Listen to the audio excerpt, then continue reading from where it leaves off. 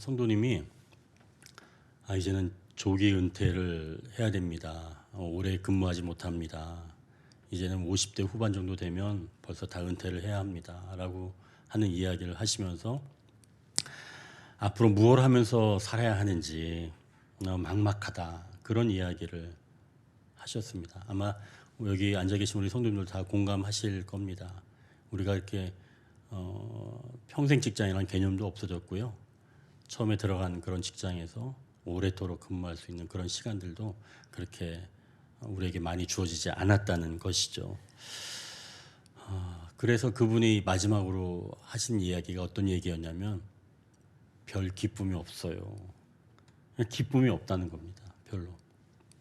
그런 얘기를 제가 들었습니다. 이게 세상적인 이야기만 그런 게 아니고요. 오늘 말씀에도 별 기쁨이 없는 한 사람을 지금 소개하고 있습니다. 1절을 한번 보십시오. 모세가 그의 장인 미디안 제사장 이드로의 양떼를 치더니, 이렇게 좀 소개하고 있습니다. 모세가 지금 장인의 양떼를 치고 있습니다. 요즘으로 본다면 좀 부러울 것 같아요. 어떤가요? 목축업 하면 왠지 좀 돈이 잘 벌릴 것 같은, 그리고 또 장인이 또 이렇게 밀어주고 하니까 또 큰 사업이고, 그래서 모양새도 좀 좋고, 장인이 또 뒷받침도 해주니까 나름대로 이렇게 생각해 본다면 참 괜찮은 그런 직업이다라고 이제 생각할 수가 있습니다. 하지만 이 모세의 지난날 모습과 또 당시의 목축업을 좀 이해한다면 아마 그 생각을 좀 달리 할 겁니다. 이 모세의 지난날을 우리가 한마디로 이야기한다면 애굽의 왕자였습니다. 이 젖먹이 때는 생모에게서 유대인의 교육을 받았고, 또 아동기에는 애굽 왕 그 바로의 딸 그 공주에게서 이제 입양이 된 거죠. 그래서 애굽의 귀족 문화를, 귀족 교육 문화를 또 그렇게 배우면서, 학문을 배우면서 성장을 했습니다. 그렇다면 사실은 이 모세의 예전 모습은 꽤나 근사한 모습이죠. 그런데 그가 40세가 되었을 때, 40살이 되었을 때 일어난 일이 있습니다. 그게 출애굽기 2장 11절에서 14절까지 말씀인데요. 한번 보십시오. 출애굽기 2장 11절에서 14절 말씀, 이렇게 기록되어 있습니다. 모세가 장성한 후에 한 번은 자기 형제들에게 나가서 그들이 고되게 노동하는 것을 보더니 어떤 애굽 사람이 한 히브리 사람 곧 자기 형제를 치는 것을 본지라. 좌우를 살펴 사람이 없음을 보고 그 애굽 사람을 쳐 죽여 모래 속에 감추니라. 이튿날 다시 나가니 두 히브리 사람이 서로 싸우는지라. 그 잘못한 사람에게 이르되 내가 어찌하여 동포를 치느냐 하매 그가 이르되 누가 너를 우리를 다스리는 자와 재판관으로 삼았느냐? 내가 애굽 사람을 죽인 것처럼 나도 죽이려느냐? 모세가 두려워하여 이르되 일이 탈로 되었도다. 지금 모세의 삶이 한순간에 지금 무너지게 된 겁니다. 결국 이 일로 인해서 모세가 광야로 도망을 하게 된 것이죠. 여러분 어떻습니까? 어떤 분은 이 이야기를 이렇게 듣고 이런 이야기를 합니다.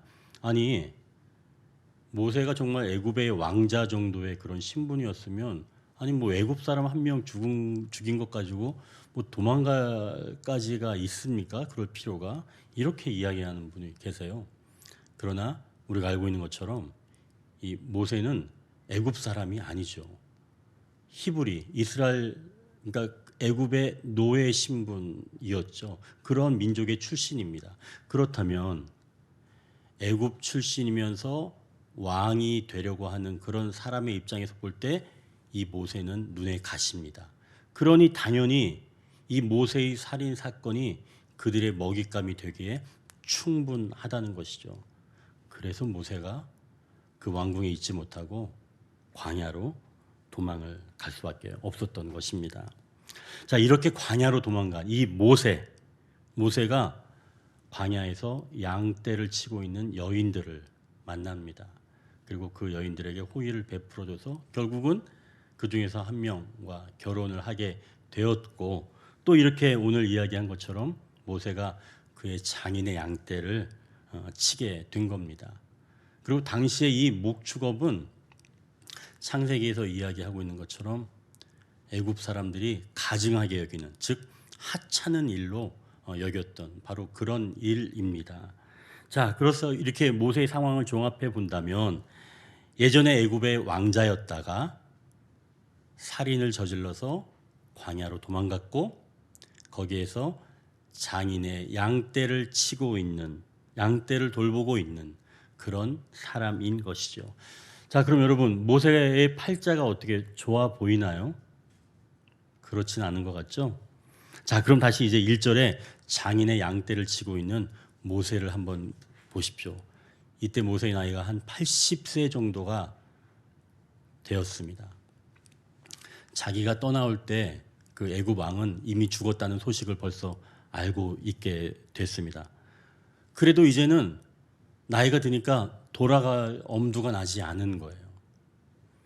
처음에야 안 그랬겠죠. 40살에 도망갔으니까 처음에야 내가 이제 다시 돌아갈 거다라고 생각을 했지만 시간이 흘러 40년이 흐른 겁니다. 그래서 지금 80년 노구의 몸을 이끄는 그런 나이가 된 거예요. 자, 그럼 시간이 이제 흐르면서 내가 돌아가겠다 하는 그런 꿈도 이제는 서서히 희미하게 사라져 가겠죠. 그래서 모세는 이제 내가 남은 인생 그럭저럭 살겠다, 그럭저럭 살아야겠다, 이제 내가 살아봐야 얼마나 살 수 있나, 그냥 주어진 것 안에서 살아야지, 아마도 그런 생각을 하고 있었을 것입니다. 이제 모세의 얼굴에서 이제 우리가 어떤 것을 볼 수 있나요? 제가 모두에 말씀드렸던 것처럼 만났던 성도님과 동일한, 바로 별로 기쁨이 없어 보이는 그런 얼굴이 모세에게 보인다는 것이죠. 나는 이제 내가 할 수 있는 게 거의 없어, 이런 모습 말입니다. 여러분, 근데 정말 그럴까요? 제가 이제 김요석 목사님이라고 하는 분이 쓰신 잊혀진 사람들의 마을이라는 책에 나오는 그런 이야기인데요. 이분은 제가 이제 책을 전부 다 읽고 봤는데 너무 대단하신 분이에요. 이 김효석 목사님. 그 이제 소록도 옆에 영호 마을이라고 이제 그 섬이 있는데요. 그 마을에서 사역하시는 분인데 이분의 이야기입니다. 목회의 이야기예요. 근데 그분이 이제 그 섬에 들어가서, 영호 마을에 들어가서 아주 목회를 잘, 그러니까 사람들을 잘 섬기신 거죠. 그러니까 마을이 이제 분위기가 달라지기 시작한 겁니다. 그래서 이 목사님께서 한번 이제 전도하러 이제 동네로 나갔습니다. 그러니까 마을 주민들도 이 목사님을 좋게 보니까 항상 목사님 다니시면 그래도 반갑게 인사를 하고 그랬죠. 자, 한 번은 이제 이 목사님께서 마을로 전도를 나가면서 밭을 지나고 있는데 이 밭에 계신 할머니가 이 목사님을 딱 보더니, 아이고 부처님 오셨네. 저는 살아계신 부처님 만나는 게 소원인디. 할머니가 정말 기쁨이 넘쳐가지고 뭐 이야기를 하는 거예요. 목사님이 깜짝 놀란 거죠. 아니, 저는 예수님 믿는 사람이에요. 할머니가 다시 물어봅니다. 예수가 누구다요? 목사님이 차근차근 설명을 해 주셨죠. 예수님은 오래전에 다른 나라에서 태어나셨습니다. 그런데 그 예수님은 저와 할머니처럼 사람이세요. 또한 하나님의 아들이시죠. 하나님 우리를 도와주시려고, 무엇보다 우리의 흉악한 죄를 사해 주시려고 예수님을 보내주셨습니다. 그런데 사람들은 이 예수님을 미워해서 죽여버렸어요.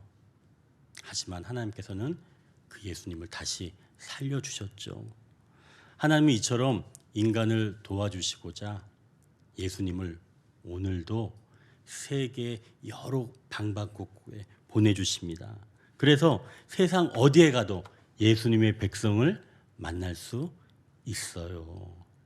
이렇게 김효성 목사님께서 할머니에게 이제 이야기를 해드렸더니 이 할머니가 아니 예수님이 진짜로 우리한테 찾아온단가요? 이렇게 물으시는 거예요. 이 어르신은 80년 동안 이 부처님을 공양하던 그런 사람이었거든요. 그러니까 그 할머니에게는 그 사실이 이해할 수가 없는 겁니다. 매번 그 불상을 놓고 절하고 그렇게 살았음에도 불구하고 의지할 데가 없었거든요. 그러던 차에 지금 예수님 이야기를 듣게 된 겁니다. 저도 목사님처럼 예수님 백성이 될 수 있는가 모르겠네요.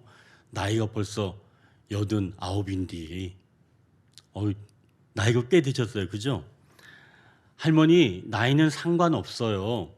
예수님을 믿기만 하시면 할머니도 예수님 백성이 될 수 있어요. 그랬더니 할머니가 그럼 지금 저를 예수님한테 데리고 갈 수 있으시오? 이렇게 물어보시는 거예요. 할머니 그럼 내일 새벽 기도에 나오세요. 4시에 있거든요. 거기 오시면 우리 교회 오시면 예수님을 만날 수 있습니다. 이렇게 말씀을 드렸더니 할머니가 새벽 기도회가 뭐다요? 그러면은 예수님이 거기 계신다요? 그럼 내가 제일 예쁜 옷을 입고 가야 되겠구먼. 네 할머니 새벽 기도회는 사람들이 모여서 하나님께 예수님께 찬양하고 기도하는 거예요. 그리고 예수님이 말씀하시는 것을 읽는 겁니다. 이렇게 말씀드렸더니 할머니가 근데 나는 글을 모르는디? 걱정 마세요. 예수님이 할머니와 말씀하실 길을 찾을 테니까요. 그럼 내일 새벽 4시에 꼭 오세요. 이렇게 하고 이제 헤어졌어요. 근데 하필 그날 밤 큰 비가 내리면서 태풍이 몰려온 겁니다. 꼭 그렇잖아요. 그래서 이제 목사님이 길이 막 이렇게 물이 넘치고 전기도 끊기는 것을 보면서 할머니 못 오시겠구나 이렇게 생각을 하게 되었지요. 근데 어른이 오셨을까요? 이제 성가대가 막 시작을 하려고 하는데 저쪽 그 문에서 교회 문이 스르르 열리더니 그 작은 몸집의 할머니가 한복을 곱게 차려입고 손에 손전등을 들고 들어오신 거예요. 모든 사람들이 이제 할머니를 쳐다본 거죠. 그러니까 할머니는 오셔가지고 딱 무릎을 꿇고 앉더니 두 손을 모으면서 고개를 숙였습니다. 그리고 이제 목사님 설교가 막 시작되었어요. 근데 이 할머니가 계속 중얼중얼 되는 거예요.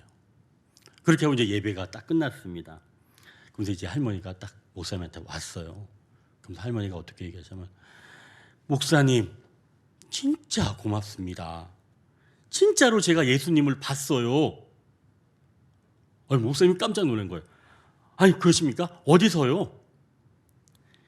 목사님 옆에 계신 것을 똑똑히 봤어요. 목사님하고 똑같이 생겼더란게요. 제가 좀 잘 못하나요? 목사님은 아니라고 했지만 할머니는 확신 있게 말을 하는 겁니다. 그리고 목사님이 궁금해서 물어봤어요. 할머니, 아까 예배 시간에 보니까 계속 뭘 그렇게 말씀을 하고 계시는데 뭐라고 그러신 거예요? 무슨 말씀하신 거예요? 이렇게 물어보니까 그 할머니가 인자 제가 예수님 만났으니까 인제까지 살아온 거 예수님한테 싹 다 얘기했단 게요. 예수님이 내 얘기 다 들어준 게 정말로 좋아라오. 목사님은 할머니가 무엇인가 새롭게 품게 된 것을 알게 되었습니다. 근데 제가 성경책을 읽으려면 어찌했을까요? 목사님은 이제 새벽 기도회가 끝나고 그날 성경 그 구절 말씀을 한 글자씩 짚어가면서 소리내어 알려드렸습니다. 그리고 할머니는 그 구절을 집에 돌아가서 외우신 거예요. 계속 읽으면서. 그렇게 2-3달이 지났습니다. 근데 어느 날 할머니가 목사님이 가르쳐 주지 않은 성경 구절을 외워 보이는 거예요. 목사님이 깜짝 놀랐죠. 아니, 할머니, 이거 제가 가르쳐 드리는 성경 구절이 아닌데요. 네, 처음에는 목사님 따라 외웠는데 예수님이 도와서 인자는 글을 읽을 수 있게 되었다니까요. 마침내 할머니가 그를 깨우치셨고 그 후에 아예 그 영호 마을로 이사를 오셨습니다.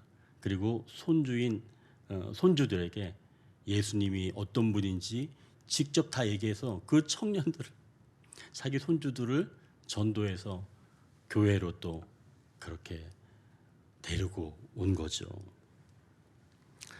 이야기는 여기서 끝이 납니다. 여러분, 이제 나이가 들어 별 기쁨이 없이 살아가신다고요? 무엇을 하기에 우리는 늦지 않은 나이입니다. 자, 이제 2절을 보면 신앙 안에서 무엇을 하기에 늦지 않았다는 말씀을 더 잘 이해할 수 있습니다. 우리가 하나님은 우리가 어떤 마음을 갖고 있는지, 그 마음의 중심이 어떠한지 정확하게 알고 계십니다. 한번 2절 한번 보겠습니다. 여호와의 사자가 떨기나무 가운데로부터 나오는 불꽃 안에서 그에게 나타나시니라. 그가 보니 떨기나무에 불이 붙었으나 그 떨기나무가 사라지지 아니하는지라. 모세가 양을 치다가 지금 희한한 일을 본 겁니다. 나무에 지금 불이 붙었는데 나무는 타지 않고 불은 계속 불타고 있는 겁니다. 희한하죠? 나무가 타야 되는데. 여기서 궁금하지 않나요, 여러분? 왜 하필 떨기나무? 왜 하나님은 떨기나무를 사용하셨을까요?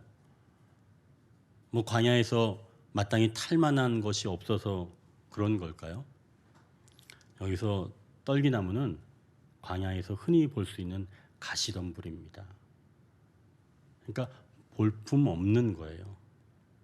이 나무에 지금 불꽃이 일어나는 겁니다. 물론 이 나무는 불타지 않고 지금 그대로 있는 거죠. 그렇다면 이 불꽃의 이 화력은 가시덤불에 있지 않은 겁니다. 순전히 불꽃 그 자체가 타오르고 있는 것이죠. 그러니까 나무의 상태와는 상관이 없는 겁니다. 우리가 나이가 많고 실력이 없는 게 문제가 아닌 거죠. 하나님 이렇게 별다른 기쁨 없이 이제는 그럭저럭 살아가야겠다고 하는 떨기나무와 같은 그런 인생에게 불꽃으로 찾아오십니다. 이제 여러분 3절을 보십시오. 이런 광경을 무심코 보며 지나가던 모세가 다시 뒤돌아옵니다. 3절. 이에 모세가 이르되 내가 돌이켜 가서 이 큰 광경을 보리라. 떨기나무가 어찌하여 타지 아니하는고 하니. 옛 영광을 기억하며 살아가는 사람이 있습니다. 이 모세가 본 광경은 이전에 볼 수 없었던 그런 광경입니다. 도저히 이해할 수 없는 광경이지요. 조금 전에 말씀드렸던 것처럼 나무에 불이 붙었는데 나무는 타서 없어지지 않고 그대로 있는 모습. 모세는 자신이 그 광경을 자세히 한번 살펴보겠다는 겁니다. 여전히 그가 가지고 있는 옛 지식들을 끄집어내서 한번 알아보겠다라고 하는 것이죠. 이 모세가 조금 전에 갖고 있었던 마음, 나는 이제 능력이 없어. 나는 그냥 기쁨도 없고 그럭저럭 살아가야겠다라고 하는 그런 분위기와는 지금 이 분위기와는 다른 겁니다. 옛 생활이 자신도 모르는 사이에 나오면서 내면에서는 다시 그것을 얻고 싶은, 그리고 돌아가고 싶은 그 마음이 아직은 남아있다는 것이죠. 영화 이 더 브론즈라고 하는 그런 영화가 있는데 간략하게 말씀드리자면 이 영화의 주인공은 미국 체조의 영웅 이야기입니다. 그녀가 올림픽 도중에 이제 발목에 부상이 왔습니다. 부상을 당하게 되죠. 그러나 그럼에도 불구하고 이 여성이 끝까지 투혼을 발휘해서 동메달을 따게 됩니다. 결국 국민 영웅이 됩니다. 하지만 이 여자가 이제 호프인데요. 이 여인이 부상으로 인해서 재기에 실패를 합니다. 결국 선수 생명은 그것으로 끝이 나죠. 그리고 그녀는 점점 국민 영웅 자리에서 잊혀져 갑니다. 하지만 그녀는 자신의 그 옛 영광만을 기억하면서 과거에 머물러 살아가고 있습니다. 29살이 되었는데 17살 때의 그 모습, 운동복을 입고 메달을 걸고 머리를 묶고 그렇게 계속 살아가고 있습니다. 그러니까 나중에는 어쩔 수 없이 돈이 없어서 체조 선수의 코치를 하게 됩니다. 그것도 이제 억지로 하게 되는데요. 그때 어느 남자를 만나게 되었고 그 남자에게 존재 자체로 사랑을 받게 됩니다. 그러면서 그녀는 이제 선수가 아닌, 즉 옛 영광을 버리고 이제는 다른 사람을 세워주는 코치로 제2의 인생을 살아가게 된다는 그런 내용이 더 브론즈라고 하는 영화의 내용입니다. 자, 우리가 이야기했던 것처럼 모세의 표정을 통해서 이제 우리가 두 가지 마음을 알 수 있게 되었습니다. 첫 번째는 별다른 기쁨 없이 현실에 주저앉아 있는 모습. 그리고 또 하나는 희미하지만 옛 영광을 기억하며 살아가는 모습. 이걸 한마디로 이야기한다면 현실에 만족하지 못하며 살고 있는 모습이겠지요. 하나님은 이런 모세를 사용하시고자 어떻게 다가오실까요? 4절 한번 보십시오. 여호와께서 그가 보려고 돌이켜 오는 것을 보신지라 하나님이 떨기나무 가운데서 그를 불러 이르시되 모세야 모세야 하시매 그가 이르되 내가 여기 있나이다. 자신의 이름이 두 번이나 불립니다. 모세야 모세야. 모세는 광야로 도망쳐 살았던 지난 40년 동안 자신의 이름을 들어본 적이 별로 없습니다. 양떼를 치는 일은 홀로 하는 일이었고 나그네에게는 이름보다 자네, 여보, 아빠, 형부라고 불렸습니다. 그런데 자신의 이름이 지금 불린 겁니다. 그것도 두 번씩이나. 그리고 어머니에게 말로만 듣던 그 하나님께서 자신의 이름을 부르고 계십니다. 얼마나 놀랍고 가슴 벅찬 일일까요? 하나님은 우리를 잊지 않으십니다. 우리가 홀로 나그네처럼 살아가고 있는 것 같지만 하나님은 우리와 함께 하십니다. 하나님은 힘이 다 빠져서 이제는 할 수 없다고 여겨지는 그 순간에도 우리와 함께 하시며 옛 영광을 기억하며 한숨 짓고 있는 때에도 우리와 함께 하십니다. 이제 떨기나무의 하나님께서 모세에게 당부의 말씀이 있습니다. 5절입니다. 하나님이 이르시되 이리로 가까이 오지 말라. 내가 선 곳은 거룩한 땅이니 내 발에서 신을 벗으라. 신을 벗으라. 이 말씀은 사실은 성경에서 자신의 것을 포기할 때 신을 벗습니다. 또 다른 용도로는 노예가 신발을 벗고요. 또 다른 용도로는 먼지가 많은 이 고대 근동에서 특성상 이 신발은 죄, 즉 더러움, 죄의 상징입니다. 그러니까 하나님이 이 사람으로 부르시는데 하나님께서 요구하시는 것이 바로 신을 벗는 행위라는 것이죠. 이렇게 신을 벗으라고 할 때 여러 가지 뜻이 있지만 오늘은 자신의 것을 포기하는 것으로 우리가 해석하기를 원합니다. 하나님은 지금 너의 것을 포기해라. 모세에게 지금 이렇게 말씀하고 있는 겁니다. 모세가 더 포기할 게 있을 것 같아요? 없어 보이잖아요. 그러나 모세가 가지고 있던 생각을 내려놓으라는 말씀이지요. 다시 한번 말씀드리지만 모세가 어떤 생각을 가지고 있죠? 두 가지 생각이었죠. 먼저는 이제는 큰 기쁨도 없어, 나에게는 기쁨도 없어 라고 하는 그 생각. 또 하나는 옛사람처럼 회복되면 좋겠다 라고 하는 그 생각을 포기해야 한다는 것이죠. 우리는 과거의 영광을 되찾으면 된다고 생각하지만 그러나 그게 아닙니다. 하나님은 조금 나아진 우리를 만드시려는 것이 아니라 아까 89 되신 그 할머니처럼 전혀 다른 인생, 전혀 다른 인간으로 하나님은 우리를 만들어가길 원하신다는 것이죠. 우리가 생각하기에 아니 모세가 애굽의 왕자였을 때 사용하시면 더 좋지 않았나? 이런 생각을 할 수 있습니다. 그때 이스라엘 백성들을 살려내고 그랬으면 더 좋은 거 아닌가? 라고 생각을 할 수 있지요. 그러면 여러분 이 모세가 애굽의 왕자였을 때 그가 무엇을 했었나요? 그는 살인했습니다. 사람을 죽였어요. 혈기왕성할 때는 사람을 살리는 게 아니라 사람을 죽이는 겁니다. 깊은 고통 가운데서 몸부림쳐 본 경험이 없으면 사람을 살릴 수가 없다는 것이죠. 그 애타는 마음을 잘 모르기 때문입니다. 그래서 하나님은 모세가 왕자일 때 사용하신 것이 아니라 모세가 나그네가 되었을 때 비로소 그를 사용하신 것이죠.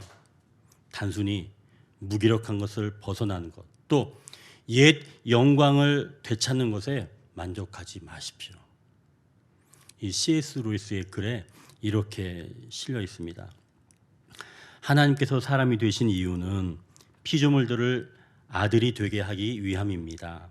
단지 옛날보다 더 나은 사람이 되게 함이 아니고 완전히 새로운 사람이 되게 하기 위함입니다. 말을 길들여서 훨씬 잘 뛰는 말로 바꾸는 것이 아니고 마치 말이 날개가 달린 새로운 피조물이 되게 하는 것과 같습니다. 여러분, 이제 우리의 옛 생각을 포기하십시다. 나는 이제 힘이 없어 또는 나는 옛 생활로 돌아가고 싶어. 이 두 생각을 포기하십시다. 만약에 저에게도 누가 목사님 지금보다 한 20, 30년 전에 혈기왕성한 그때로 돌아가십시오라고 저한테 얘기한다면 저도 거부할 거예요. 여기저기 몸은 아프지만 저는 지금이 너무나 좋습니다. 하나님 사랑 알고 있고요. 성도들 사랑이 뭔지 알고 있는 지금이 저는 더 좋아요. 저는 예전으로 돌아가고 싶은 생각 0.0001도 없습니다. 이건 진심입니다. 주님을 알고 있는 지금이 훨씬 좋습니다. 그리고 앞으로가 더 기대가 됩니다. 하나님이 기대가 되는 거죠. 이렇게 두 가지를 버린, 다시 한번 얘기하지만 에이 이제 별다른 기쁨이 없어 라고 생각하는 그 마음, 그리고 나는 옛 생활 또 옛 영광을 되찾고 싶어 하는 그 두 가지 마음을 버린 자들에게 하나님은 새로운 삶을 허락하십니다. 이제 6절을 한번 보십시오. 하나님께서 왜 그 일을 하시는지 그 이유가 나옵니다. 6절 또 이르시되 나는 내 조상의 하나님이니 아브라함의 하나님, 이삭의 하나님, 야곱의 하나님이니라. 모세가 하나님 배웠기를 두려워하여 얼굴을 가리매. 자, 여기서 아브라함의 하나님, 이삭의 하나님, 야곱의 하나님, 이렇게 지금 하나님은 이분들을 이야기하면서 얘기하고 있는데 이게 도대체 무슨 뜻일까요? 곧 약속의 하나님이라는 말씀입니다. 하나님은 약속의 하나님이세요. 사람은 시대마다 달라집니다. 그러나 약속의 하나님은 늘 우리 대대로 이어진다는 것이죠. 하나님은 하나님을 믿는 자들을 구원하시는데, 그래서 하나님은 각 시대마다 또 각 가정마다 바로 그 사람을 사용하셔서 믿는 자들을 부르시고 또 그들을 사용해 가셔서 사람들을 구원해 가신다는 것이죠. 그래서 우리가 믿는 것은 우리가 아니라 뭐라고요? 하나님의 약속. 우리가 믿는 것은 바로 하나님의 약속입니다. 우리는 그걸 믿는 거죠. 하나님은 출애굽기를 통해 매번 제가 말씀드린 것처럼 두 가지 큰 주제를 이야기한다고 말씀을 드렸죠. 첫 번째 큰 주제, 하나님은 우리를 어떻게 구원해 가시는가. 3주 전부터 우리가 시작했는데 첫 주 1장에서는 하나님은 산파를 통해서 구원하시는 것을 말씀해 주셨죠. 산파는 하나님을 온전히 경외하는, 하나님을 경외하는 그런 산파를 하나님께서는 사용하셨습니다. 그리고 지난주에는 모세의 어머니 요게벳을 쓰셨죠. 그 요게벳은 하나님을 믿고 아들을 맡겨드림을 통해서 하나님께서 그 요게벳을 사용하셨습니다. 이제 오늘은 이 3장에서는 과거를 회상하며 아쉬워하고 오늘 현재를 보며 주저앉아 있는 이 모세를 사용하고 계신 겁니다. 하나님이 이렇게 떨기나무와 같은 그런 우리를 사용하고 계시다는 것을 친히 보여주시는 것이죠. 그래서 하나님은 떨기나무의 하나님이십니다. 우리 언덕위의 성도님들도 지금까지 잘 달려온 그런 인생입니다. 스스로를 나는 보잘것없는 떨기나무로 이렇게 생각할 수 있지만 하나님은 누구의 하나님이라고요? 떨기나무의 하나님. 그리고 여러분 이 쉼의 언덕에 잘 올라오셨습니다. 이제 쉼을 얻고 난 이후에는 다시 일어나야 합니다. 우리의 삶이 우리의 생각보다 훨씬 더 많이 남아 있을 수 있습니다. 그럭저럭 이렇게 살아야겠다라고 하는 생각은 이제는 내려놓으십시오. 그리고 나는 예전에 왕성하게 일할 때로 돌아가고 싶다라고 하는 생각도 버리십시오.